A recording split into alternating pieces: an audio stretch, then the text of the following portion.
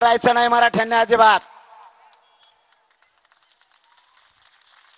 सगळे सोयऱ्यांच्या शब्दावरती 4 न्यायाधीश, आलेले 8-10 मंत्री, भाराभर आलेले आमदार, त्यांच्या संघ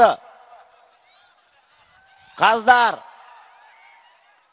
कायद्याचे आणि घटनेचे अभ्यासक, आरक्षणाचे अभ्यासक, सचिव, हे सगळे लोक, मागासवर्ग आयोगाचे अध्यक्ष, हे व्यासपीठावर बसले आणि सगळे सोयरे या शब्दावरती सगळ्यांना एक मत केलं की ज्या मराठ्यांची नोंद सापडन आणि ज्या मराठ्यांची नोंद सापडत नाही त्या नोंदीच्या आधारावरच या सुद्धा मराठ्याला म्हणजे त्याच्या सोयऱ्याला द्यायचं, या शब्दावर एकमत झालं. पण मला माहित होतं गिरीश महाजन पुढे चालून काहीतरी खोडी करणार आणि तो म्हणलाच सगळे सोयरे टिकत नाही. गिरीश महाजन साहेब, मी तुमच्या पुढचा आहे.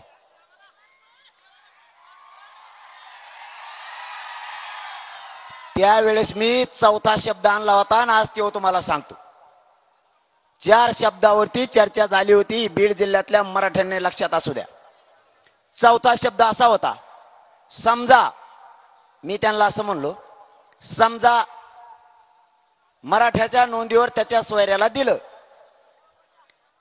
पण एखादा इसरून राहिला, ए गपरे नेतोय बाहेर तिकडं, तुला जीव चाललेला कळा ना का आमचा कशाला म्हटल्यात आहे बहिणी इकडे, त्या सकाळपासून बिचारे उपाशा तापाशा.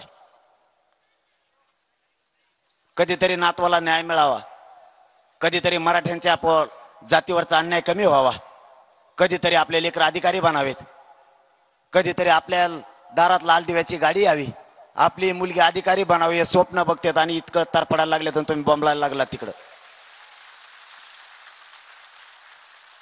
थोडी थोडी तरी समाजाची तळतळ समजून घ्या. समाजाच्या वेदना किती आहेत, समाज किती संकटातून चाललाय, समाजाचे लेकरं किती त्रास सहन करायला लागले. कधी काळी तरी भावनिक व्हा, कधी काळी तरी समाजाचा आणि जातीचा विचार करायचा शिका.